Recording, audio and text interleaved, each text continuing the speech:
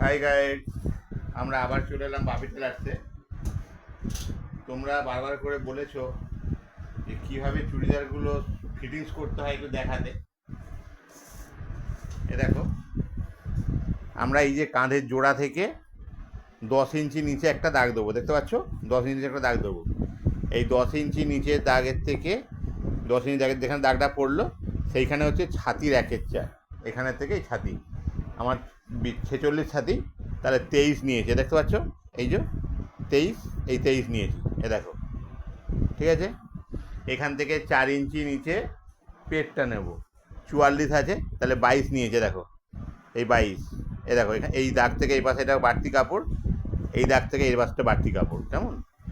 আর বগল থেকে এই যে বগলটা আছে, এই বগল এখান থেকে 15, 15.5 নিচে, খুব লম্বা ভদ্রমহিলা, তাই 15.5 নিচে পাছার দাগ দিয়েছে, দেখো এই 15.5, দেখতে পাচ্ছ? এ দেখো এই 15.5, খুব লম্বা, 15.5 নিচে, মানে জামাটা ঝুল আছে 46, ওই জন্য 15.5 নিচে আমরা পাছার মাপটা নিলাম, কেমন?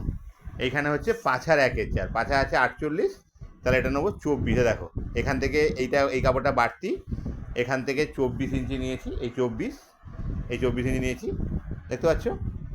এ দেখো, এই পাছাকে মিল করে, কোমরকে মিল করে আমরা ছাতিতে মিলিয়ে দিয়েছি, এইভাবে হবে।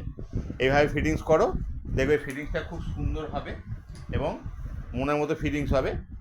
কাটিংয়ে আমরা অনেক বেশি কাপড় রাখি, তাই কাটিংয়ে কাপড়ের সঙ্গে, দেখতে পাচ্ছ দাগটা, এইভাবে কোমরের কাছে ঢুকে ছাতি কাছটা বেরিয়ে যাবে। আর খেয়াল রাখবে ছাতি থেকে এই অংশটা সোজা তোলা হবে, এটা কিন্তু এদিকে বেরোবে না, একদম সোজা তোলা হবে, কেমন? তোমরা এইভাবে ফিটিংস করো, দেখবে খুব সুন্দর ফিটিংস হবে।